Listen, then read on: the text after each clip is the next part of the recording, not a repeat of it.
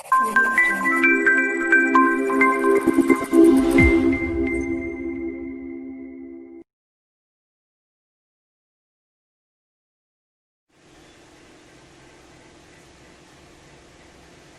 हो फ्रेंड्स, मैं हूं हार्दिक पटेल, आपका आविष्कार अकेडमी में स्वागत करता हूं। चलो शुरू करते हैं आज का लेक्चर हमारा जो है 24th लेक्चर। तो आज हम क्या पढ़ने वाले हैं, हम जल्दी से अभी लेक्चर के मतलब कह सकते हैं कि चैप्टर के एंड की तरफ बढ़ रहे हैं। हम जल्दी से बड़े बड़े टॉपिक्स को लेके हम यहाँ पर कंप्लीट करने वाले हैं, क्योंकि मुझे पता है जो फंडामेंटल आपका चाहिए था, कोई भी चीज़ समझने के लिए जो फंडामेंटल चीज़ आपके अंदर चाहिए थी वो चीज़ आपके अंदर डेवलप हो चुकी है। कहने का मतलब क्या मैं बता रहा हूँ कि आपको फंक्शन को समझना आ गया है कि ट्रिग्नोमेट्री फंक्शन कैसे वर्क करता है, उसके ग्राफ्स कैसे होते हैं। फिर अगर मैं बात करूँ कोई एक्सपोनेंशियल फंक्शन, लॉगरिथमिक फंक्शन, तो ये modulus function, greatest integer function ले लो या फिर आप सिग्नम फंक्शन ले लो, सभी जो फंक्शंस हमारे हैं उसमें आपको एक चीज़ पता चल रही होगी कि उसकी रेंज क्या है, उसकी डोमेन्स क्या है। नॉर्मल तरीके का अगर कोई एक फंक्शन दे दिया है तो उसको हम डोमेन और रेंज कैसे निकाल सकते हैं वो चीज़ हमें पता चल गई है। फंक्शन का बिहेवियर कैसा है, वो ऑड है या इवन है, वो सब चीज़ें हमने डिस्कस करके रखी है। और उसके साथ साथ हमने एक और चीज़ देख ली, क्लासिफिकेशन ऑफ फंक्शन भी देख लिया, जहाँ पर हमने देखा कि फंक्शन 1 to 1 है, ऑन टू है, मैनी टू 1 है या इन टू है। बहुत सारी चीज़ें हमने बारी बारी से एक एक करके देखी हुई है। अगर मैं फिर से आपको एक बार हर बार बता रहा हूँ वैसे ही कि आप हमेशा रिकॉल करते रहो, आप रिवीजन करते रहो। रिवीजन करना मतलब क्या, बुक्स को सिर्फ आप यहाँ पर लेक्चर पढ़ने आओ या लेक्चर देखने आओ, मैं इतना चाहूँगा कि आप पिछले 3 या 4 लेक्चर्स को रिवाइज करके आओ। रिवाइज करना मतलब कि आपके नोट्स में जो आपने नोट्स बनाई है ना, उसको रिवाइज करने की बात कर रहा हूँ मैं, वीडियो को रिवाइज करने की बात नहीं कर रहा हूँ। ठीक है, इससे होगा क्या कि आपका फिर से एक बार रिकॉलेशन आ जाएगा। और दूसरी बात है कि हाँ, कल आपकी एग्जाम भी हुई है, तो एग्जाम में भी आपके बहुत अच्छे से एग्जाम में मैंने देखे थे, ज़्यादातर क्वेश्चंस मैंने जो क्लास में करवाए थे वही रखे थे। तो बहुत सारे क्वेश्चंस के आंसर्स भी शायद कुछ बच्चों को याद रह जाते हैं, तो वो भी डायरेक्टली आंसर लिख पाए होंगे। और कुछ लोगों को मेथड तो पता ही है, तो ढूंढने में भी ये दिक्कत तो हुई नहीं होगी। तो मैंने देखा था, मैंने सिलेबस जो रखा था वो 20 लेक्चर तक रखा था शायद से, मतलब कि 1 to 1 ये सब चीज़ें नहीं रखी थी, सिर्फ ऑड इवन फंक्शन वाला और रेंज की बात की थी मैंने, क्योंकि उससे पहले वाला तो हमने पहले एग्जाम में पूछ लिया था। तो जब हम ये लास्ट एग्जाम जब खत्म करेंगे, मैं ट्राई करता हूँ कि नेक्स्ट एग्जाम जब आए तो आपका फंक्शन का पूरा चैप्टर कंप्लीट हो जाए। और जो मैं रखूँगा वो क्या रखूँगा, पूरा चैप्टर उसमें रखेंगे। ठीक है, तो वो आपका फंक्शन का पूरा चैप्टर हो जाएगा। बस अब हम क्या बात करने वाले हैं, तो उसके लिए हम बात कर लेते हैं। आज हमारा टॉपिक है कंपोजिट फंक्शन। क्या है कंपोजिट फंक्शन? बहुत ही इंपॉर्टेंट टॉपिक है कंपोजिट फंक्शन। मैं चाहता हूं कि आप लोगों का, हर लोगों का ध्यान यहीं पर बैठा रहे। एकदम सी सिंपल सी चीज़ है, हाँ, बट यहाँ पर हालांकि बहुत सारी मिस्टेक्स हो सकती हैं। मिस्टेक्स कैसी? Calculation mistakes. कैसी मिस्टेक्स हो सकती हैं? तो ये कैलकुलेशन मिस्टेक हो सकती है, इसके अलावा कुछ नहीं होगा। अब हम यहाँ पर बात किसी कर रहे हैं, कंपोजिट मतलब किसी को दो को मिलाना, कंपोज करना, कंपोजिट करना मतलब कि दो को मिलाना। तो यहाँ पर हम क्या करेंगे, अलग अलग फंक्शंस को एक साथ मिलाएंगे। अब मैं बात करूँ, अगर आपने कोई इंडस्ट्री देखी होगी, कोई भी इंडस्ट्री में आप विजिट करने चले गए होंगे, या कुछ ना कुछ आपने कहीं ना कहीं अपने दोस्तों की जगह पे, दोस्तों के घर पे किसी इंडस्ट्री में गए होंगे। चलो इंडस्ट्री भी हम, बहुत लंबी बात हो गई, इंडस्ट्री की बात नहीं करते, हम बात करते हैं, चलो एक हम बात करते हैं मैगी बनाने की बात करते हैं। आपने मैगी बनाई है कभी? बनाई होगी मैगी, तो घर पे हर किसी ने बनाई होगी। अब मैगी बनाने में हम सबसे पहले क्या करते हैं, पानी को उबालते हैं, पानी डालते हैं, पानी को उबालते हैं, फिर मैगी को अलग से निकाल लेते हैं। अब कुछ लोग क्या करते हैं, मसाला पहले डालते हैं, तो कुछ लोग मसाला बाद में डालते हैं। तो अप टू यू है, दोनों में मैगी तो बनती ही है, दोनों में क्या होता है, मैगी तो बनती ही है। पर देख, मैगी का जो टेस्ट होता है वो थोड़ा बहुत डिफर हो जाएगा। अगर आपने पहले मसाला डाला है और बाद में मैगी डाली, और किसी ने क्या करा, पहले मैगी डाली और बाद में मसाला डाला, तो दोनों में क्या चेंज हो जाएगा, थोड़ा टेस्ट में डिफरेंस आ जाएगा। तो करना क्या है, मैं ये क्या बताना चाहता हूँ कि लास्ट में जो हमारी बाई प्रोडक्ट है वो क्या है, मैगी है। और मैगी बनाने के लिए प्रोसेस है, तो मैं यही बताना चाहता हूँ। जैसे कि मैं मसाला को एम ले लूँ और मैगी को भी यार, ये तो कंफ्यूज हो गया, मसाला और मैगी दोनों में एम हो गए। तो हम क्या कर लेंगे, ए प्रोसेस बोल देंगे, उसको मैं मसाला बोल रहा हूँ, ये जो है वो क्या है, मसाला प्रोसेस। एफ बोल दो, चलो एफ फंक्शन ही होता है ना, एफ। और जी जो मेरा है वो क्या है, मैगी प्रोसेस, मतलब कि मैं मैगी डाल रहा हूँ। उबालना, ये सब करना, ये सब हम नहीं बता रहे, बट मैं क्या कर रहा हूँ, मैगी बनाने की कोशिश कर रहा हूँ। मैगी में मैंने क्या किया, पहले एफ मसाला डाला और दूसरा में मैगी डाली। कहने का मतलब मुझे करना क्या है, मैगी बनाने के लिए इन दोनों का काम तो करना ही है, मतलब मसाला भी डालना है, मैगी भी डालनी है। वो आपके ऊपर कि आपको पहला कौन सा डालना है। ठीक है, तो मैं अगर मसाला पहले डालता हूँ, मैगी बाद में डालता हूँ, तो मैं क्या बोलूँगा, मसाला मैंने डाल दिया, तो ये मैंने क्या किया, मसाला डाल दिया। x क्या है, प्रोसेस है, मतलब x के ऊपर हम प्रोसेस करते हैं ना, x के ऊपर हम क्या करते हैं, प्रोसेस करते हैं। तो मैंने क्या किया, पहले क्या डाला इसके अंदर, मसाला डाला, फिर मैंने क्या डाला, मैगी डाली। क्या करी, मैगी डाली। तो पहले मसाला आ गया, फिर मैगी आ गई। बट अगर मैं बात करूँ उल्टा इससे, तो पहले मैंने क्या किया, मैगी डाली, और दूसरी बार उसके बाद मैंने क्या किया, मसाला डाला। तो दोनों केस में आपके पास क्या बन के आ रही है, मैगी, बट वो क्या होगी, दोनों में डिफरेंट होगी। और इसको अगर मुझे कंबाइनली लिखना है, मुझे ऐसे अलग अलग नहीं लिखना है, कंबाइनली लिखना है, तो मैं क्या बोलूंगा, GOFX।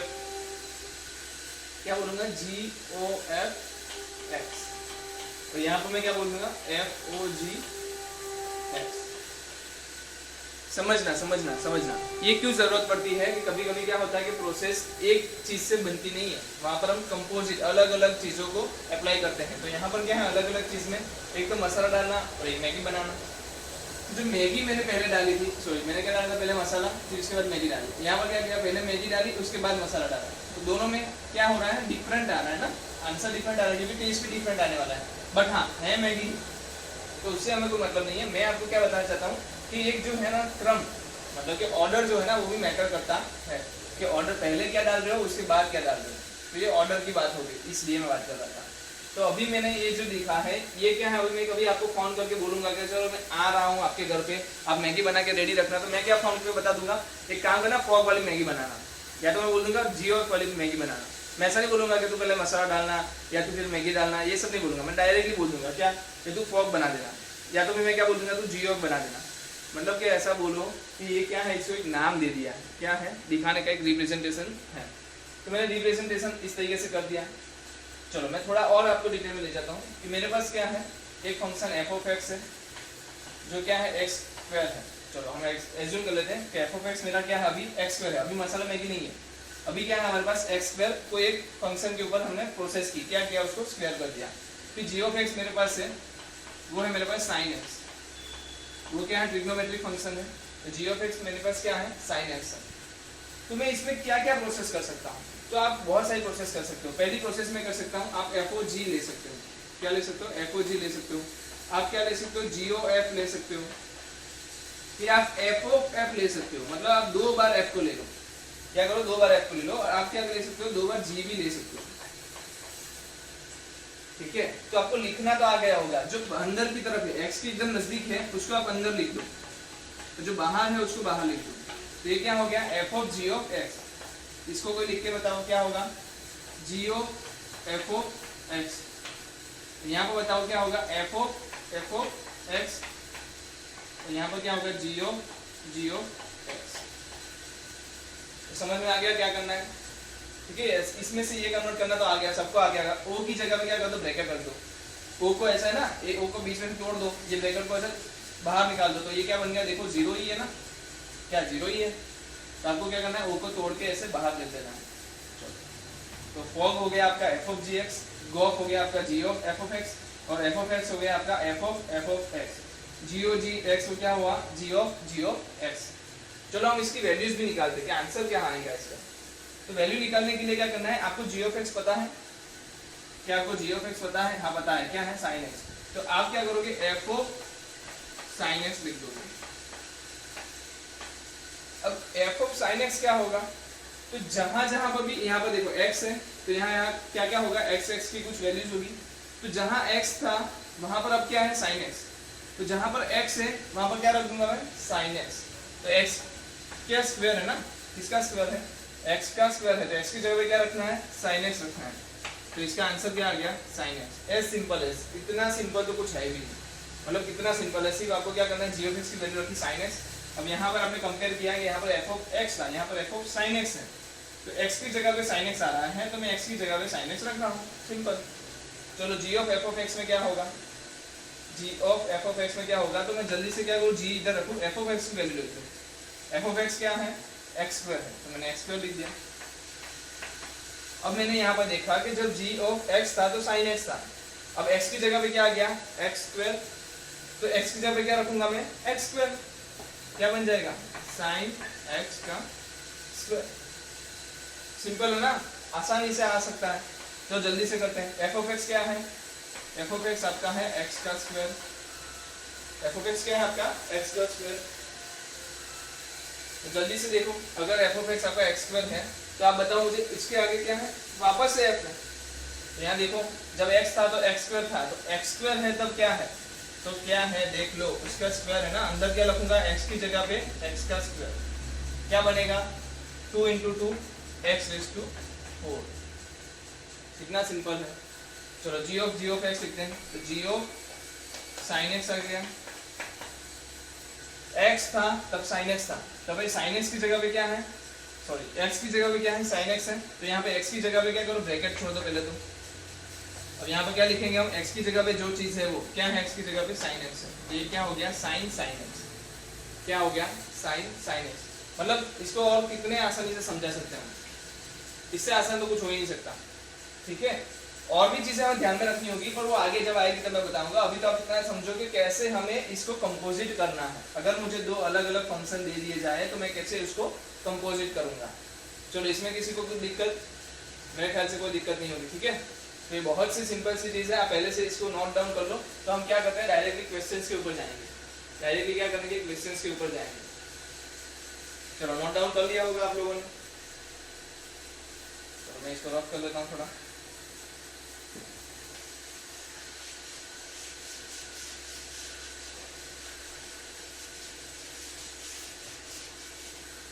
चलो तो अब हमारे पास क्वेश्चन अवेलेबल है, क्वेश्चन है मेरे पास, ओके।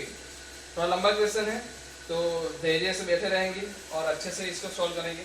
मेरे पास f है x डिवाइड बाई √1 + x², क्या है x डिवाइड बाई √1 + x²।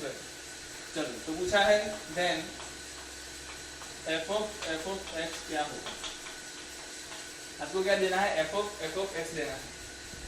तो चलो जल्दी से बताओ क्या करेंगे, f अंदर क्या लिख दूं मैं, f ऑफ x की जगह पे क्या लिखूंगा, इसको क्या लिखते हैं, f ऑफ x को क्या लिखते हैं आप, f ऑफ ब्रैकेट में f ऑफ x, ठीक है। और ब्रैकेट में f ऑफ x को f ऑफ x की वैल्यू रखूंगा, वैल्यू क्या है x डिवाइड बाय √1 + x²। अब मुझे बताओ जब x था, यहाँ पर थोड़ा अच्छे से लिख दो, जब x था तो मुझे x की जगह पे x था, x² था, जो भी चीजें दी हैं वो दी है, बट यहाँ पर अभी x नहीं है, यहाँ पर अभी क्या है x डिवाइड बाय √1 + x²। तो इसको जहां जहां x लिखा है ना वहां पुट कर देना है, इसको जहां जहां x लिखा है वहां पुट कर देना है। तो मैं क्या कर रहा हूँ, x की जगह पे क्या कर दूं, इसको पुट कर दूं। चलो डिवाइड में √1 + x डिवाइड बाय √1 + x² का पूरे का स्क्वायर, समझ में आया। तो क्या किया मैंने, सिर्फ जहां जहां x लिख रहा था वहां पर ये पूरा पुट कर दिया। देखो x divide by √1 + x², x divide by √1 + x² का स्क्वायर हो गया, और उसका भी अंडर रूट है। तो ये काम तो आपको करना आता है ना, किसी और की जगह पे जाके बैठ जाना। क्लास में हम अक्सर करते हैं, लोगों का अपने दोस्त की जगह पे जाके बैठ जाते हैं, क्योंकि बात पता है दोस्तों के साथ मस्ती करनी लोगों को बहुत पसंद है। तो इसने क्या किया, इसने अपने दोस्त की जगह पे जाके बैठ दिया, मतलब इसने अपने दोस्त की जगह पकड़ ली। क्या पकड़ी जगह, x और x² मैंने रख दिया। चलो इसको जल्दी से आप क्या करोगे, सिंप्लीफाई करोगे। मैंने बोला था पहले, अभी भी बोल रहा हूँ, इसमें अगर कोई गलती हो सकती है ये वाले टॉपिक में, तो एक ही हो सकती है, वो है कैलकुलेशन मिस्टेक। तो ज़्यादा से ज़्यादा आप ट्राई करो कि कैलकुलेशंस कर पाओ, और कैलकुलेशंस की मिस्टेक जो अभी होती है ना उसको कम कर पाओ। तो यहाँ पर मैं देखता हूँ कि मेरी कैलकुलेशन की मिस्टेक ना हो, और आप भी अपना ध्यान बनाए रखना कि यहाँ पर ना हो, ठीक है। चलो सबसे पहले ऊपर वाले में कुछ दिख रहा है आपको, कुछ हो सकता है तो कुछ नहीं हो सकता, तो ऊपर वाले को ऊपर वाला जैसे ही सेम रहने दो। थोड़ा जगह कम यूज करने के लिए मैं ऐसे लिख रहा हूँ, x डिवाइड बाई √1 + x²। इसका एलसीएम लो। पहली बात इसको मैं क्या लिख सकता हूँ, अगर आप देखो तो x² डिवाइड बाई 1 + x² लिख सकता हूँ। क्यों, क्योंकि स्क्वायर का अंडर रूट से कट जाना और x का क्या लग जाना, x²। तो मैं इसको ऐसे लिख सकता हूँ। अब एलसीएम लो तो इधर मल्टीप्लाई होगा, तो अंडर रूट के अंदर अगर आप लिखो, अंडर रूट के अंदर एलसीएम लूंगा तो ये मल्टीप्लाई होकर क्या हो जाएगा 1 + x², और वापस में +x² तो है ही, डिवाइड में क्या आया 1 + x²। तो आप देखो यहाँ भी √1 + x² है, यहाँ भी डिवाइड में √1 + x² है, तो 1 + x² अंडर रूट वाला निकल गया। ऊपर क्या बचा आपके पास, ऊपर क्या बचा x, डिवाइड में क्या बचा अंडर रूट में 1 + 2x², क्या बचा, अंडर रूट में 1 प्लस 2x स्क्वायर। तो आपका एफ ऑफ एक्स क्या आ गया, एफ ओ एफ एक्स आपका क्या आ गया, x divide by 1 plus 2x square का अंडर रूट, क्या आ गया 1 प्लस 2x स्क्वायर का अंडर रूट। तो ये आपका क्या हो गया, एफ ऑफ एक्स। चलो किसी ने ऐसा पूछ लिया होता कि आप तो सर ये नहीं, मुझे ये चाहिए, एफ ऑफ एफ एक्स, मतलब 3 बार। तो कैसे 3 बार भी लिख सकते हैं, हाँ 3 बार लिख सकते हैं। इसको क्या बोलेंगे, एफ, ये ओ को क्या करो, ब्रैकेट में कन्वर्ट करो, तो ब्रैकेट बन गया, अंदर क्या आ गया, वापस से एफ आ गया, है ना, ब्रैकेट के अंदर क्या एफ है, फिर वापस ओ आया तो वापस ब्रैकेट बना दो, अंदर क्या आया, एफ ऑफ एक्स। तो अब क्या करो, एफ ऑफ एक्स, तो पहले एफ ऑफ एक्स लिया, फिर उसका भी एफ किया और उसका भी एफ किया। और आपको एक चीज पता होगी, इसका आंसर क्या है, आपके पास अवेलेबल है, क्या है, एफ ऑफ एक्स डिवाइड में under root 1 plus 2x square, क्या है, यही है ना आंसर, हमने निकाला भी एफ ऑफ एक्स, तो हमने वहां पर वैल्यू रख दी। अब क्या करना है, इसका भी एफ निकालना, तो अब क्या करेंगे, इसको उठा के कहाँ डालेंगे, वापस से एफ वाला फंक्शन कहाँ गया, ये रहा, देखो आप एफ में रखा है, तो एफ को इसको उठा लेंगे, एक्स एक्स जहां दिख रहा है वहां पर ये चीज रख दूंगा। तो चलो अब मुझे बताओ क्या होगा, क्या होगा, तो यहाँ पर होगा x divide by under root 1 plus 2x square divide में 1 plus x divide by under root 1 plus 2x square का स्क्वायर, और इसका फिर से अंडर रूट। ओके, तो आपका ये आंसर बनेगा। अब आपको क्या करना है, इसको इससे सिंप्लीफाई करना है, सिंप्लीफाई करो, क्या बनेगा, तो आपको एक चीज पता है कि देखो ये और ये सेम थे, यहाँ भी ये और ये सेम थे, तो उड़ जाते थे, यहाँ भी निकलने ही वाले हैं, बस चेंज कहाँ आएगा, ये 1 प्लस 2x स्क्वायर हो गया, तो यहाँ एलसीएम के टाइम पे ये 1 प्लस 2x स्क्वायर हो जाएगा, 1 प्लस 2x स्क्वायर, और यहाँ से x स्क्वायर निकल गया, वो तो रहेगा ही, ऊपर क्या रहेगा, सिर्फ x, ठीक है ना। ये तो डिवाइड में जब एलसीएम लेंगे तो नीचे under root 1 plus 2x square आएगा, और यहाँ भी under root 1 plus 2x square आएगा, तो वो दोनों क्या हो जाएंगे, कैंसिल आउट हो जाएंगे, बचेगा क्या, x के डिवाइड में 1 plus 2x square plus x square. तो क्या आंसर आ गया, x divide by under root में 1 प्लस 3x का स्क्वायर। इसमें किसी को कोई डाउट नहीं है, ओके। तो यहाँ पर अगर आप ऑब्जर्व करते हो एक चीज, तो ऑब्जर्व करने पे पता चला जब f ऑफ x था तब मेरा आंसर था x divide by under root 1 plus x square. जब f ऑफ fx हुआ, मतलब कि 2 बार f आए, तो मेरा आंसर हो गया x divide by under root 1 plus 2x square, जो यहाँ पर 2 दिख रहा है। जब मैंने 3 लिए f ऑफ x, तो आंसर क्या आया, x divide by under root 1 plus 3x square. इसका सीधा मतलब तो यही बनता है कि अगर मैं क्या करूंगा, इसको आगे बढ़ाता जाऊंगा, आगे बढ़ाता जाऊंगा, कहां तक, n टाइम्स, कितना, n टाइम्स अगर मैं बढ़ा दूं, अगर मैं इसका क्या कर दूं, n टाइम्स बढ़ा दूं, तो क्या मैं डायरेक्ट आंसर लिख सकता हूं, डायरेक्ट आंसर लिख सकता हूं, क्या आएगा, under root 1 plus n x का स्क्वायर। तो कितने लोगों को ये समझ में आ गया, कितने लोगों को ये समझ में आ गया कि ऐसे भी आंसर्स निकल सकते हैं। और आपको एक बार बता दूं, ये क्या है, आईआईटी में पूछा गया आंसर क्वेश्चन, आईआईटी में पूछा गया क्वेश्चन, ठीक है। तो बताओ कितना सिंपल था, बट जो प्रोसेस है उस प्रोसेस में कहीं पे भी अगर कैलकुलेशन मिस्टेक हो गई तो आप यहाँ पर पहुंचने से रह गए, ठीक है। तो ध्यान रखो कि कैलकुलेशन मिस्टेक्स ना हो, आपको मतलब ये सब चीजें जो रूल है, कहाँ से कहाँ उड़ता है, कहाँ पर डिवीजन, कहाँ पर मल्टीप्लिकेशन, ये सब रूल आपको आने चाहिए, और यहाँ पर कम से कम मिस्टेक्स आपकी होनी चाहिए। आपको लगता होगा कि जेडबलई के है ऐसा एक चीज है जहाँ पर कंसेप्ट देखे जाता है, तो कंसेप्ट तो देखे ही जाते हैं, बट साथ और साथ आपका ये भी चेक किया जाता है कि आप कैलकुलेशन मिस्टेक्स कम से कम करो, ठीक है। तो मेन चीज़ है कि कैलकुलेशन मिस्टेक्स आपकी कम से कम होनी चाहिए। जल्दी से जल्दी इसको नोट डाउन कर लो, फिर हम नेक्स्ट जो क्वेश्चन है उसके ऊपर जाते हैं, ठीक है। जल्दी से नोट डाउन कर लो।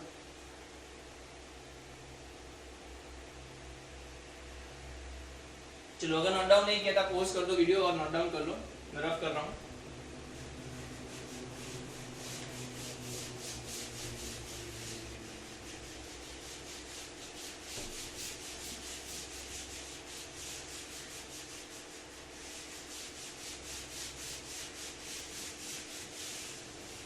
चलो और एक क्वेश्चन ले लेते नया, ओके। अब मेरे पास क्वेश्चन है, f of x is equal to दिया है log 1 minus x divide by 1 plus x, log 1 minus x 1 plus x, और मेरे को g ऑफ एक्स दिया है, g ऑफ एक्स दिया है x cube plus 3x divide by x cube plus 3x divide by 1 plus 3x। ठीक है। और आपको ढूंढना क्या है, ओके आपको दिया है then f of g of x is equal to m f x, then value of m will be, okay. ये न्यूमेरिकल इंटीजर क्वेश्चन आप लिख लो, न्यूमेरिकल इंटीजर टाइप क्वेश्चन, ठीक है। जहां पर आपको क्या पूछ लिया है, m की वैल्यू दिखानी है। तो आपको वहां पर क्या होगा, इंटीजर वैल्यूज होगी, तो वहां पर आपको सिर्फ नंबर, आपको पता है ना ये क्वेश्चंस आप अभी भी जेलेबल की एग्जाम देते हो तो वहां पर सॉल्व करते हो, लास्ट के जो 5 क्वेश्चंस होते हैं उसमें आपको सिर्फ नंबर देने होते हैं। तो यहाँ पर आपको m की वैल्यू जो भी होगा वो कुछ ना कुछ नंबर आने वाली है, तो उसको आंसर देना है, ठीक है। तो जल्दी से शुरू करते हैं हम इस क्वेश्चन को।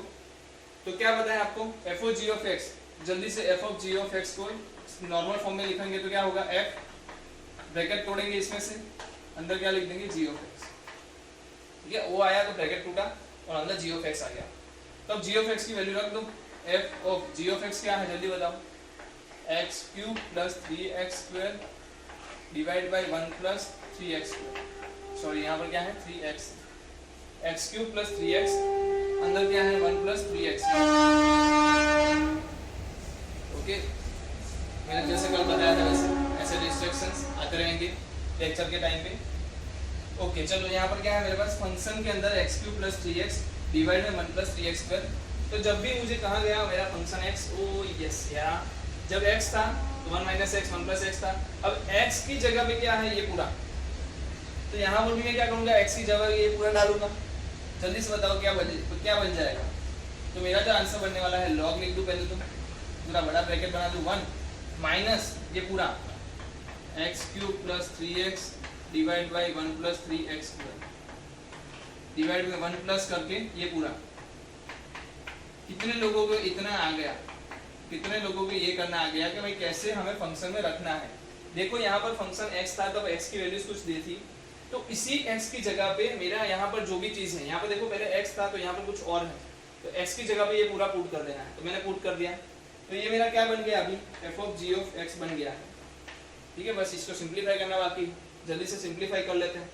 तो एलसीएम लेंगे तो इधर क्या होगा, मल्टीप्लिकेशन, और सॉरी इधर मल्टीप्लाई होके ऐड होगा। तो जल्दी से मुझे बताओ क्या आने वाला है, लॉग अंदर आएगा 1 प्लस 3x स्क्वायर मल्टीप्लाई होके क्या हो जाएगा, 1 से मल्टीप्लाई हुआ 1 प्लस 3x स्क्वायर मल्टीप्लाई हुआ माइनस x का क्यूब माइनस 3x डिवाइड में 1 प्लस 3x स्क्वायर तो वही है प्लस x क्यूब प्लस 3।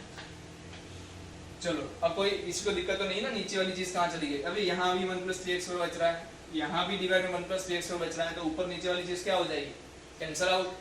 तो ऊपर वाली चीज ही बचने वाली है आपके पास। यहाँ पर क्या आया, 1 प्लस 3x स्क्वायर मल्टीप्लाई होकर आ गया, नीचे भी 1 प्लस 3x स्क्वायर मल्टीप्लाई होकर आ गया, बट यहाँ पर माइनस होने की वजह से minus x cube minus 3x आया, जबकि यहाँ पर प्लस होने की वजह से x क्यूब प्लस 3x आया, ओके।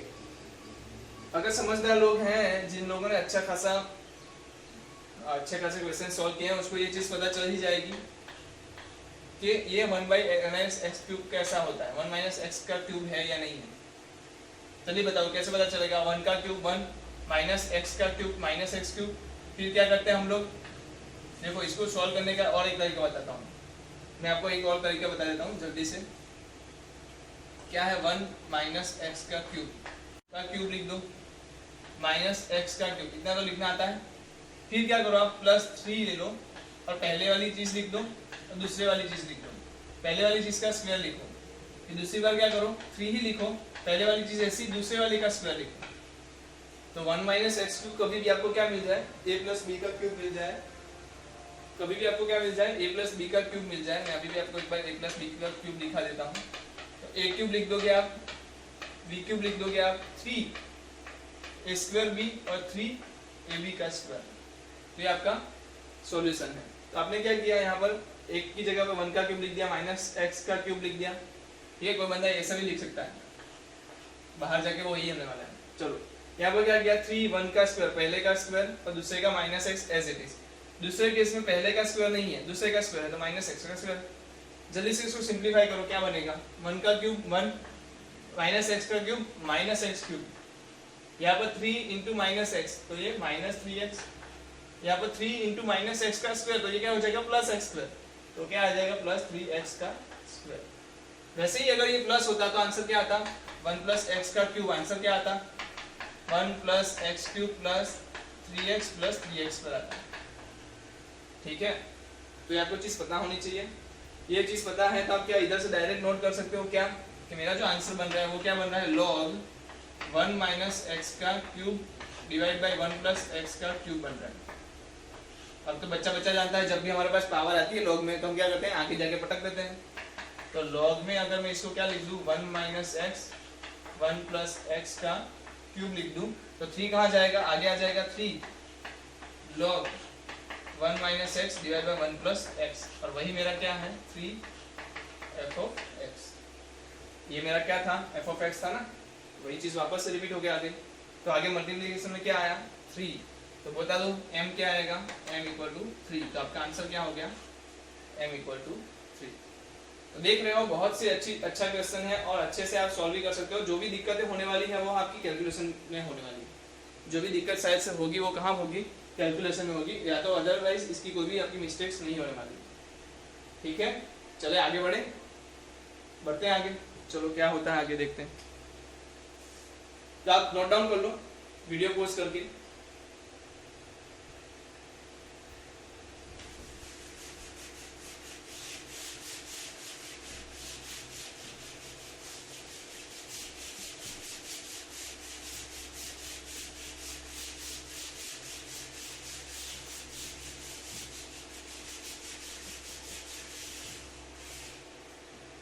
चलो और एक क्वेश्चन ले लेता हूं मैं, जहां पर मेरे पास क्वेश्चन है question okay 3x plus 4 5x plus 4 then find okay. चलो if f of g of x is equal to 3x plus 4 and g of x is equal to 5x plus 4 then f of x is equal to question mark। ठीक है, अब उल्टी चीज है, पहले आपको क्या दिया जाता था f of x g of x दोनों दे दिए जाते थे और आपको पूछा जाता था f of g of x ढूंढ लो।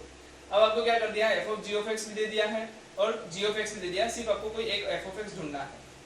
तो उल्टा वाइस वर्सा भी हो सकता था, उल्टा भी हो सकता था। ठीक है, तो पहले तो मुझे बताओ f of g of x को मैं कैसे लिखूं। आपको पता है f of g of x लिखोगे आप। ओके, g of x की जगह आपको दिया है तो पुट कर दो f of 5x plus 4। हाँ, और इसका आंसर भी दिया आपको, क्या दिया है 3x plus 4। आपका आंसर क्या दिया है 3x plus 4। चलो तो इस अब क्या कर सकते हैं, बता सकता है क्या कर सकते हैं। चलो मुझे एक चीज बताओ जल्दी से, आपको f of x ढूंढना है ना। आप सिंपली क्या करो, इसे 5x plus 4 जो दिया है ना उसकी जगह पे कुछ एग्ज्यूम कर लो। तो मैंने एग्ज्यूम कर लिया, माना कि t है, क्या है 5x plus 4 क्या है t है। तो मुझे क्या देखना है यहाँ पर x की जगह पे मैं क्या रखूँ, यहाँ पर x की जगह पे मैं क्या रखूंगा। तो मैं क्या करता हूँ 5x plus 4 मैंने t ले लिया, तो x को सब्जेक्ट बनाने के लिए मैंने क्या बता दिया कि भाई जो x है वो मेरा क्या बनने वाला है t minus 4 divide by 5, t minus 4 divide by 5 बनने वाला है। तो यहाँ पर मैं क्या कर रहा हूँ अभी 5x plus 4 की जगह पे क्या कर देता हूँ मैं t लिख देता हूँ, और जहां जहां x है वहां पर मुझे t का फॉर्म पता है कि x को t में कैसे लिखते हैं। तो मैं क्या करूंगा x की जगह पे क्या कर दूंगा t लिख दूंगा। तो मैंने x की जगह पे क्या लिख दिया t की जगह पे t वाला फॉर्म लिख दिया। अब तो आप इसको क्या करो सिर्फ सिंपलीफाई कर दो। सिंपलीफाई करते ही क्या पता चलेगा 3/5 t माइनस 3 into 4 12/5 प्लस 4। तो जल्दी बताओ आंसर क्या आ रहा है 3/5 t minus 5 into 4 20 minus plus तो प्लस आ जाएगा 8/5 प्लस क्या आ गया आपका 8/5। तो ये आंसर क्या बन रहा है 1/5 3t प्लस 8। और ये क्या था आपका f of t, ये आपका क्या आया f of t आया ना। अब मुझे बताओ अगर मैं t की जगह पे सिर्फ x लिखता हूँ, t को सिर्फ x से रिप्लेस करता हूँ, तो मुझे क्या करना है यहाँ भी t से x से रिप्लेस करना है। तो ये आपका क्या हो जाएगा f of x हो जाएगा, और f of x आपका क्या आ रहा है 1/5 3x प्लस 8। अरे ऐसे सिंपल सा समझ नहीं आया, बहुत जल्दी से हो गया। अरे जल्दी से कुछ नहीं हुआ, सिंपल है। आपको क्या करना है इस फंक्शन में जो भी चीज दिखे ना उसके एज्यूम कर लो t, फिर वहां से आप क्या करो x को सब्जेक्ट बना लो, क्योंकि जहां जहां x दिखेगा मैं वहां वहां वो t का फॉर्म रखने वाला हूँ।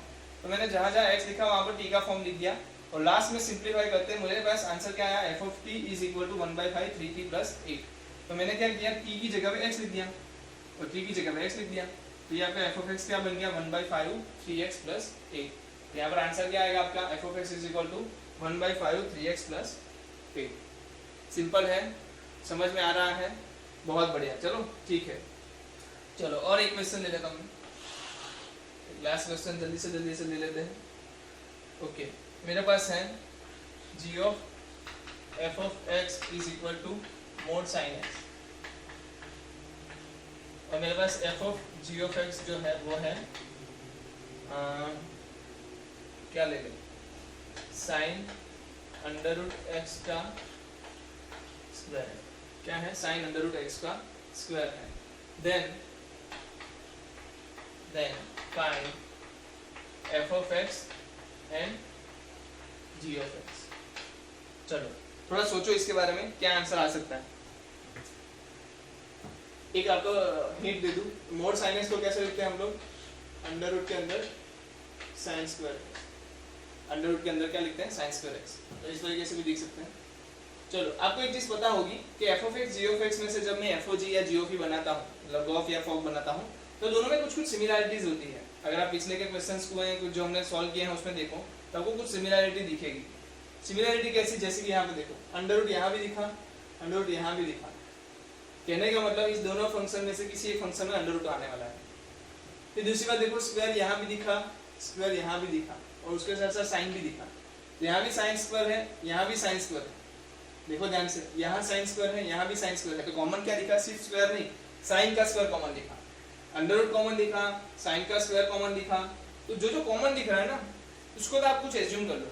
जैसे कि पहले मैं एज्यूम कर लेता हूँ f ऑफ x की जगह पे, हाँ हमारा एज्यूम्पशन गलत भी हो सकता है बट हम यहाँ पर लेके शुरू करेंगे। तो मैंने क्या किया, इसमें से कॉमन चीज क्या आ रही थी, अंडर रूट x, तो मैंने इसको अंडर रूट x मान लिया और g ऑफ x को क्या मान लिया, दूसरी कॉमन चीज आ रही थी वो थी साइन स्क्वायर x। ठीक है, ये ट्रायल एंड एरर मेथड से ही होगा। क्या करना है, ट्रायल एंड एरर मेथड से सॉल्व करना है। लिख देना ये, ट्रायल एंड एरर मेथड से इसको सॉल्व करेंगे, और कोई मेथड नहीं है इसकी।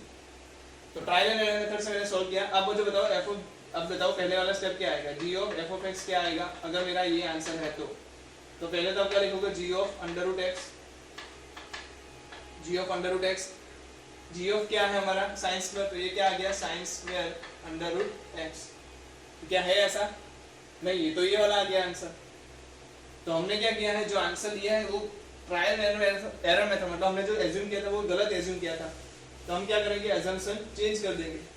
अब f की जगह पे क्या ले लेंगे, साइन स्क्वायर x, और g ऑफ x की जगह पे क्या ले लेंगे, अंडर रूट x। अब आंसर निकालो। तो मेरे पास क्या है, g of f of x क्या आ रहा है, g of sine square x आया ना, और g ऑफ क्या करता है, अंडर रूट बनाता है, तो साइन स्क्वायर का अंडर रूट बना देगा। साइन स्क्वायर का अंडर रूट मेरा क्या आ रहा था, मोड साइन x। तो एक चीज तो सही हो गई। चलो दूसरी भी चेक कर लेते हैं, f of g of x देख लेते हैं। तो f of g of x क्या है, अंडर रूट x है। अब f ऑफ x की जगह पे sin स्क्वायर x है, x की जगह पे क्या है, अंडर रूट, तो यहाँ पे x की जगह पे क्या रख दूं, अंडर रूट रख दूं। तो आंसर क्या आएगा, sin square under root x। तो क्या ऐसा आ रहा है, आ रहा है। अगर इस स्क्वायर को बाहर लिखा जाए तो ये सेम ही दिखेगा। तो कहने का मतलब दोनों सच हो गए कब, जब आपका f ऑफ x क्या है, sin स्क्वायर x, और g ऑफ x आपका क्या है, अंडर रूट x। तो इसी तरीके से आप सोल्व कर सकते हो ऐसे क्वेश्चंस को ट्रायल एंड एरर मेथड से। तो यहाँ पर आपका f ऑफ x क्या बन गया है, sin स्क्वायर x, और g ऑफ x क्या बन गया है, अंडर रूट x। समझ में आया। और भी क्वेश्चंस है बोर्ड में जो आपको क्वेश्चंस दिए ना एक्सरसाइज के अंदर, तो इससे भी सिंपल दिए हैं, समझ लो, इससे भी सिंपल क्वेश्चंस दिए हैं। ठीक है, तो अगर आप ये झेल लेते हो तो वो तो कोई बात ही नहीं है, उसको आप नहीं झेल पाओगे, झेल ही पाओगे। और मैं आपको होमवर्क में देने भी वाला हूँ वो क्वेश्चंस, क्योंकि इसमें हम ज़्यादा टाइम नहीं बर्बाद करेंगे, बहुत सिंपल से क्वेश्चंस हैं। ओके, चलो नोट डाउन कर लो, हम आगे बढ़ते हैं।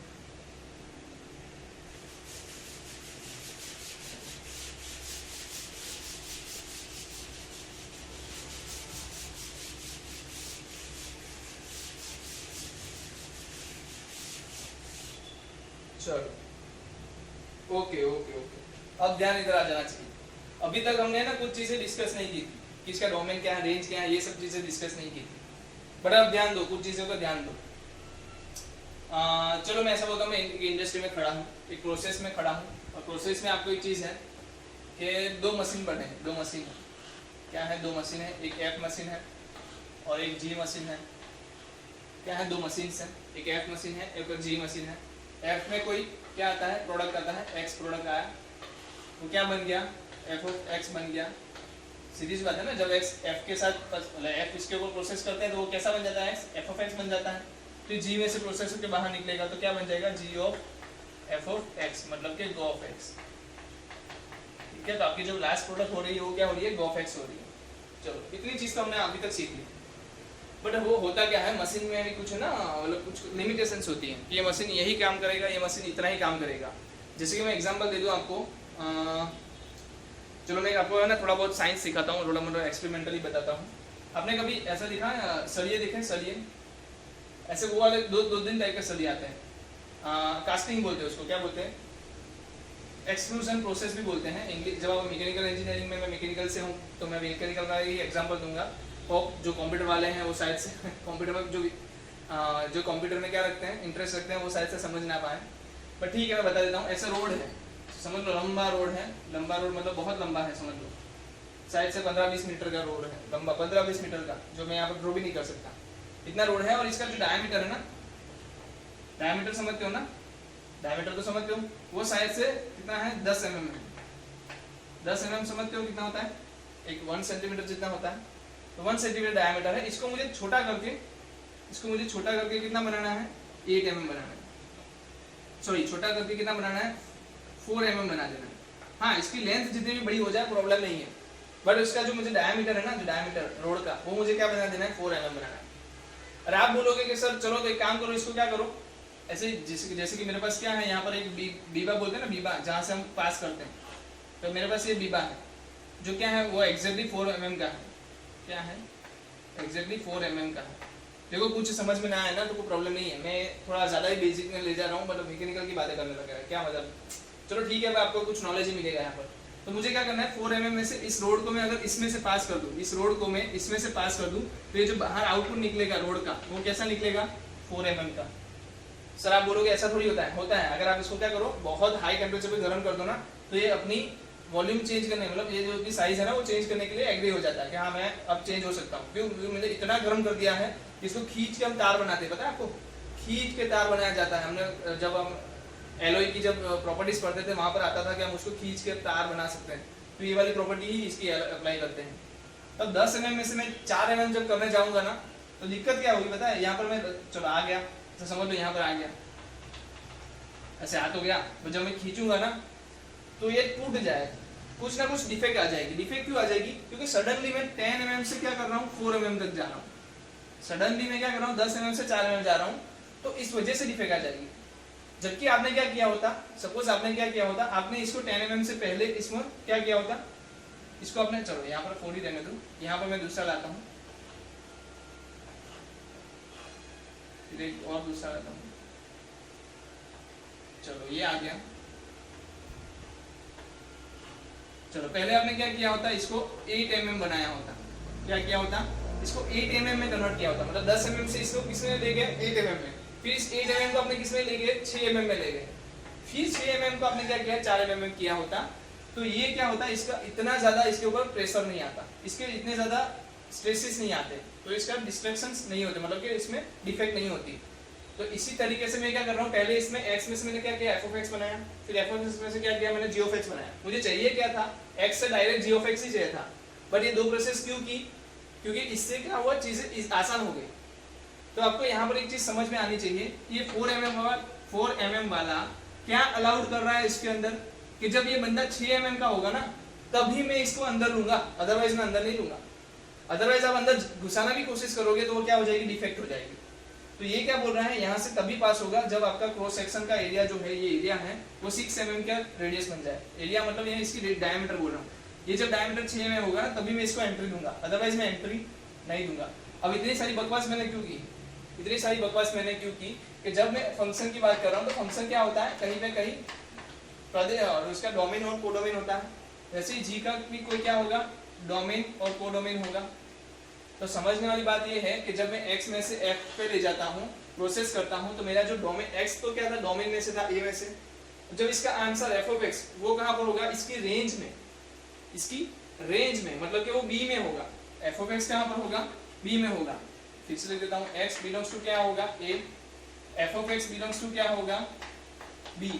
अब g क्या बोलता है, अगर ये फंक्शन b में से होगा ना तो ही मैं एंट्री दूंगा। जैसे ये क्या बोल रहा था, अगर ये डायमीटर 6 mm है तो ही मैं एंट्री दूंगा, वैसे ही g क्या बोलता है कि अगर ये फंक्शन b में से है तो ही मैं एंट्री दूंगा, अदरवाइज मैं एंट्री नहीं दूंगा, अदरवाइज मैं एंट्री नहीं दूंगा। तो मैं चेक करता हूँ f क्या बोल रहा है, तो मैंने जो भेजा है वो b में है, मैंने जो आंसर भेजा ना वो ऑलरेडी b में है। g बोलता है मुझे b में चाहिए, ये बोलता है b में है, वो चलता है b में चाहिए, ये बोलता है मैं b में हूँ।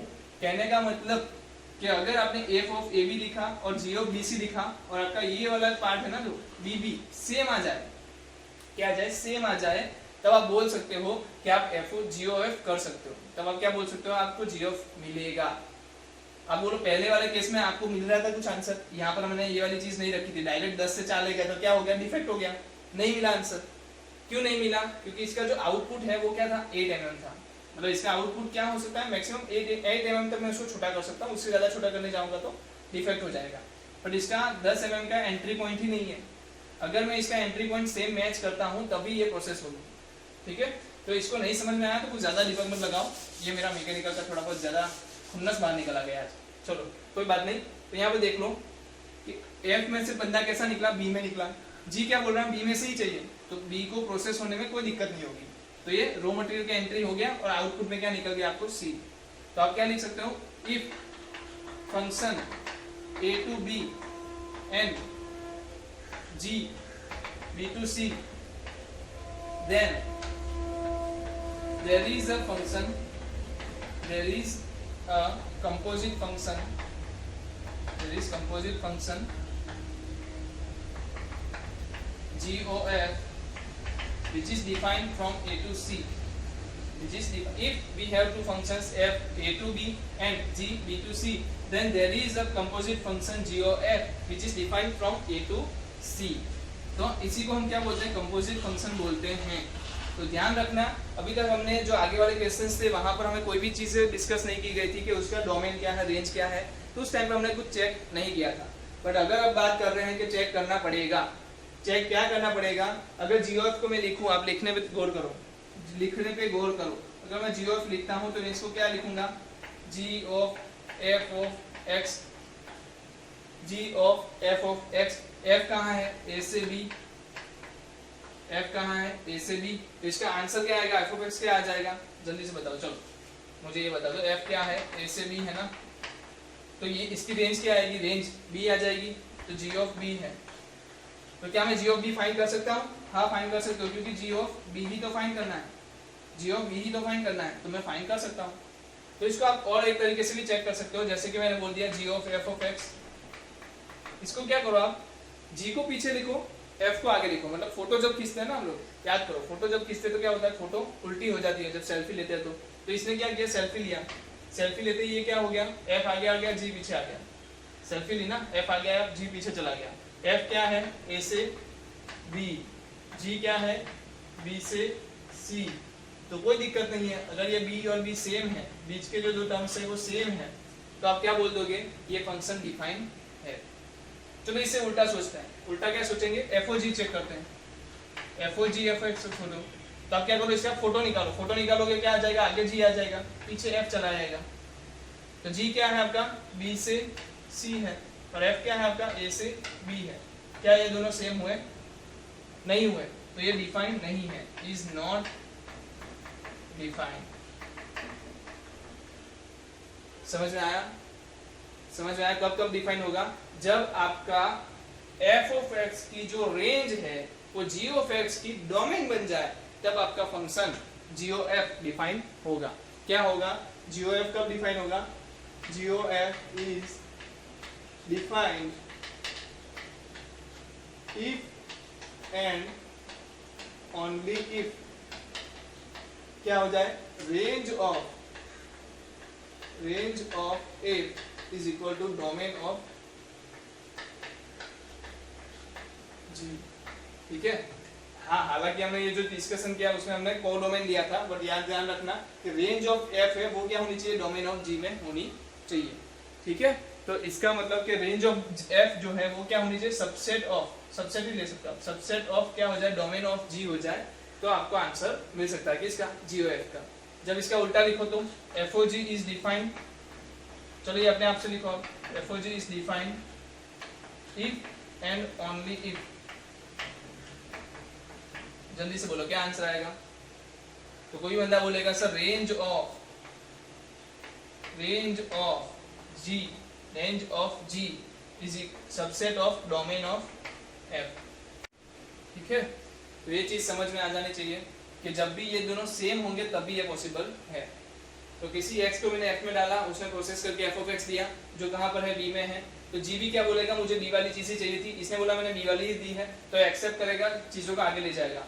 अगर ये दोनों सेम नहीं होते तो ये क्या बोलता, भाई मेरे को नहीं चलेगा ये, जैसे कि क्या होता, FOG में हो जाता।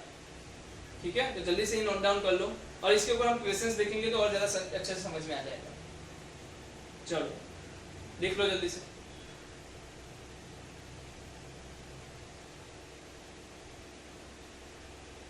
चलो हो गया, तो चलो हम नेक्स्ट देखते हैं, इसके ऊपर एक क्वेश्चन ले लेते हैं।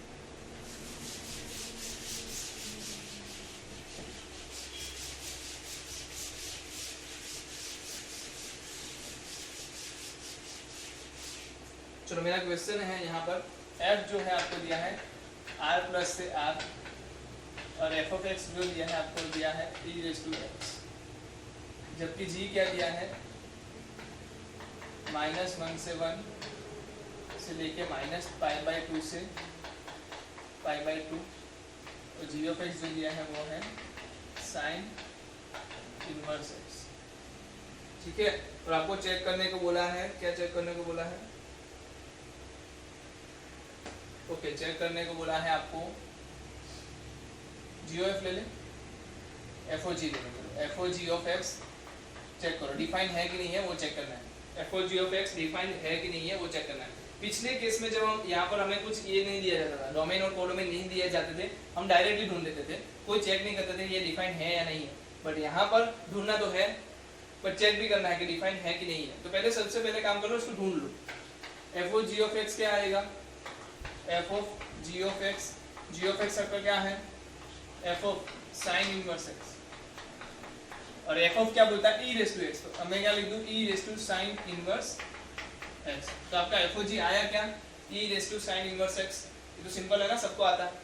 चलो अब मुझे क्या करना है, डिफाइन है या नहीं है वो चेक करना है। तो सबसे पहले क्या करोगे, f लिखोगे, क्या लिखेंगे, f लिखेंगे, कुछ और लिखेंगे, आपको पता है क्या लिखना है, f of g of x के लिए आपको क्या लिखना है, मिरर बनाना है, तो मिरर कैसा आएगा, g और f आएगा, तो g कहाँ से कहाँ है, -1 से 1, और ये जा रहा है, चलो f को थोड़ा और इधर लिख दो, -π/2 से π/2। ठीक है, r क्या बोल रहा है, r प्लस से r, तो मुझे बताओ -π/2 से π/2 क्या r प्लस है, ये दोनों सेम है या नहीं है। अगर दोनों सेम नहीं है तो क्या बोल दोगे, इज नॉट डिफाइंड, नहीं है ना सेम, तो इज नॉट डिफाइंड। अगर सेम होते तो क्या बोलते हैं आप, डिफाइंड है, पर यहाँ पर तो क्या आ रहा है, इज नॉट डिफाइंड। हो रहा है क्या, नहीं हो रहा है, नहीं हो रहा है ना, डिफाइंड हो रहा है क्या, नहीं हो रहा है, बट ऐसा बोल दे, for which value of x, for which value of x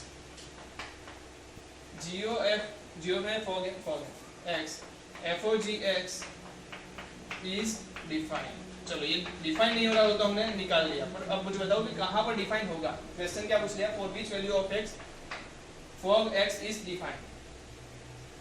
चलो ढूंढते हैं, इज नॉट डिफाइंड कब डिफाइन होता है ये मुझे बता दो, जब इसकी जो रेंज है वो इसके डोमेन की क्या हो जाती है, सबसेट हो जाती है। इसकी जो रेंज है वो इस डोमेन की क्या हो जाती है, सबसेट हो जाती है। अब देखो यहाँ पर क्या है, नेगेटिव वैल्यूज और पॉजिटिव वैल्यूज दोनों हैं, यहाँ पर क्या चाहिए, सिर्फ पॉजिटिव चाहिए। तो मैं अगर इसमें से नेगेटिव वैल्यू हटा दूं, क्या करूं, इसमें से नेगेटिव वैल्यू हटा दूं तो क्या इसका आंसर सबसेट बन जाएगा, r प्लस का बन जाएगा। तो नेगेटिव वैल्यू यहाँ से हटा दो, तब मैं क्या करूंगा, 0 से π/2 ले लेता हूँ। अगर 0 से π/2 है, 0 भी इन्वॉल्व नहीं होगा, r प्लस है ना, 0 पर इन्वॉल्व नहीं होगा। तो अगर इसकी रेंज g जो है, g की रेंज क्या आती, g की रेंज ये आती तो ये फंक्शन डिफाइन होता है।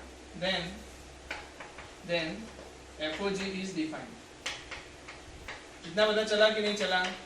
क्यों डिफाइन हुआ? क्योंकि 0 से π/2 ये R प्लस का क्या है? सबसेट है। हमने देखा था कंडीशन में कि range of G is the subset of domain of F, तब आप क्या बोलोगे? फंक्शन डिफाइन है।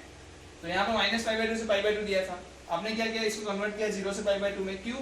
क्योंकि ये R प्लस का डोमेन का, R प्लस का क्या है? क्योंकि ये क्या है? R प्लस का सबसेट है। R प्लस का क्या है? सबसेट है। ओके, कब डिफाइन है? बट ये मुझे बताओ 0 से π/2 रेंज कब आएगी? कौन सी ऐसी x की वैल्यूज लूं जब 0 से π/2 दे?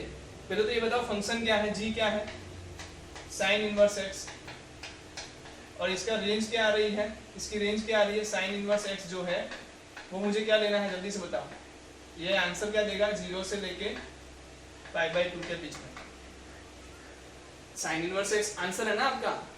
g में जब वैल्यू डालोगे तो आंसर क्या आ रहा है आपका? sin inverse x। और वो कहां से दे रहा है वैल्यू? 0 से π/2 के बीच में दे रहा है। तो sin इनवर्स x आपका ऑटोमेटिकली क्या हो गया? 0 से π/2 के बीच में। आपको क्या चाहिए? कौन सी वैल्यू चाहिए? For which value of x चाहिए ना? ओके, x चाहिए। तो मुझे बताओ 0 से π/2 के बीच में जल्दी से आप क्या करोगे? इसमें ग्राफ ड्रॉ कर दो sin का, क्योंकि sin इनवर्स x हटाना है ना आपको। तो उसको हटाने के लिए आपको चेक क्या करना पड़ेगा कि 0 से π/2 में वो इंक्रीजिंग है या डिक्रीजिंग है। क्योंकि जब इंक्रीजिंग हटाओगे तो इनइक्वालिटी चेंज नहीं होगी, अगर डिक्रीजिंग फंक्शन हटाओगे तो इनइक्वालिटी चेंज होगी। तो हमें चेक करना है कि देखो यहाँ पे इक्वल टू की साइन, ओके, इक्वल टू की साइन। चलो sin इनवर्स x का ग्राफ बता दो। cos इनवर्स x का कैसा आता था? f। तो इसका कैसा आता था? इससे उल्टा। sin इनवर्स x का कैसा आता था? इससे उल्टा। तो कहां से कहां? -π/2 से लेके π/2 तक, और ये 0। अब देखो यहाँ से लेके यहाँ तक चले जाओ, हर जगह पे क्या हो रहा है? इंक्रीज ही हो रहा है। हर जगह पे क्या हो रहा है? इंक्रीज ही हो रहा है। तो चेक करने की जरूरत नहीं है, हर जगह पे इंक्रीज हो रहा है। तो sin इनवर्स x कैसा? Increasing function. तो मैं क्या उसको हटा सकता हूँ? हटाने के लिए आपको क्या करना पड़ेगा? दोनों साइड साइन भी लगाने पड़ेंगे ना। तो sin 0 हो गया, ये x हो गया, और ये क्या हो गया? sin π/2। जल्दी बताओ sin 0 क्या होगा? 0। x क्या हो गया? x, और लेस देन इक्वल टू क्या आ गया? 1। तो x की वैल्यूज क्या आ गई आपकी? 0 से लेके 1 तक। तो 0 से 1 अगर आप x की वैल्यू लेते हो, 0 से लेके 1 तक आपकी x की वैल्यू लेते हो, तो आपको फंक्शन क्या होगा? डिफाइन मिलेगा। कहने का मतलब आपका GOF अगर आप लिखते हो, fog x लिखते हो, fog x, तो आपका जो fog x है वो कहाँ से कहाँ है? 0 से 1 के डोमेन से लेके, कोडोमेन क्या बन रहा है इसका? जो आंसर में आता है ना, कोडोमेन क्या था? R। कोडोमेन क्या था? R था। कोडोमेन आपका बन रहा है R। तो अब fog x क्या है? डिफाइन है, जिसका आंसर fog x क्या हो रहा है आपका? e raised to sin inverse x। e raised to sin inverse x। समझ में आया? बहुत से मजे वाला क्वेश्चन है, जहाँ पर हमने बहुत सारी चीजें सीखी। पहली बात तो हमने क्या सीखा कि अगर मुझे फंक्शन दोनों दिए हैं तो मुझे कैसे चेक करना है कि ये फंक्शन डिफाइन है या नहीं डिफाइन है। तो मैंने क्या किया? उसको फॉग पूछा था, फॉग लिखा, फिर यहाँ पर मिरर रख दिया, जी को पहले और f को बाद में लिख दिया। ये मिरर रखना तो आ गया ना? कैसे देखना है मिरर? जी पहले लिख दिया, f को पीछे लेके। तो जैसे जी लिखा, आपने क्या देखा? जी -1 से 1 से -π/2 पे जा रहा है। और यहाँ f क्या मांग रहा है आपसे? R प्लस, कि मतलब वो बोल रहा है सिर्फ पॉजिटिव वैल्यूज चलेगी, नेगेटिव वैल्यू नहीं चलेगी। तो यहाँ पर जैसे ही पता चला कि ये इसका सबसेट नहीं है, हमें चेक करना क्या है? ये इसका सबसेट है कि नहीं है। तो सबसेट तो नहीं है, तो कहने का मतलब सबसेट नहीं है, तो function is not defined. But बोल रहा है कि for which value of x FOG x is defined. अब क्वेश्चन बदल दिया उसने, बोला कि भाई ऐसा ठीक है, चलो नहीं हो रहा है तो मान लेते हैं, बट ऐसा बताओ ना कब हो रहा है। अब ये बता दो कब हो रहा है। ये जैसे जनरली ये क्वेश्चन बोर्ड में आपको पूछा नहीं जाएगा, आपको तो इतना ही पूछा जाएगा कि डिफाइन है या नहीं है। पर मैंने ये आपको करवाया क्यों? क्योंकि आपको कंसेप्ट थोड़ा और समझ में आया कि भाई कौन सी वैल्यूज अगर यहाँ पर दी होती, इसका मतलब आप समझ रहे हो। अगर यहाँ पर क्या दिया होता 0 से 1, या तो यहाँ पर 0 से π/2, दो में से एक जगह पे आपको वैल्यू दे दी जाती, आपको अच्छे से पता चल जाता इसका जो आंसर आने वाला है वो क्या आने वाला है आपका? डिफाइन। तो जी की जो रेंज है वो क्या आई आपकी? 0 से π/2। अब जी की जो रेंज 0 से π/2 आ गई तो FOG डिफाइंड है।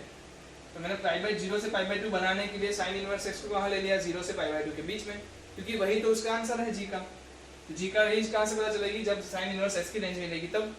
तो 0 से π/2 कब होता है sin इनवर्स x? जब sin 0 से 1 की वैल्यू हो x की तब। जब x की वैल्यू 0 से 1 है तब sin इनवर्स x क्या दे रहा है? 0 से π/2। ठीक है, तो 0 से 1 x की वैल्यू होनी चाहिए। तो आपका FOG क्या हो गया? 0 से 1 से लेके R। चलो नोट डाउन कर लो अच्छे से, ठीक है। और मैं आपको कुछ होमवर्क के क्वेश्चंस दे देता हूँ जो अपनी बोर्ड के बुक से ही होगा।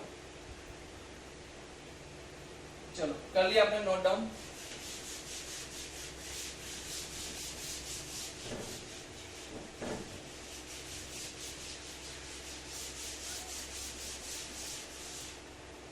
चलो आ जाते हैं यहाँ पर। होमवर्क में आपको मैं दे रहा हूँ question number 3, exercise 1.3, question number 3 and question number 13। ये आपका होमवर्क रहेगा आज का। इधर से आपको इतना करके लाना है, क्वेश्चन नंबर 3 और क्वेश्चन नंबर 13 करके लाना है, ठीक है। तो फिर से मिलेंगे आपको नेक्स्ट लेक्चर में। नेक्स्ट लेक्चर में हम सीखेंगे आगे और भी क्वेश्चंस जो हमारे बनेंगे उस टाइप के ऊपर, और इन्वर्सिबल फंक्शन के ऊपर भी हम देखेंगे। तो तब तक के लिए अलविदा, फिर से मिलते हैं ब्रेक के बाद।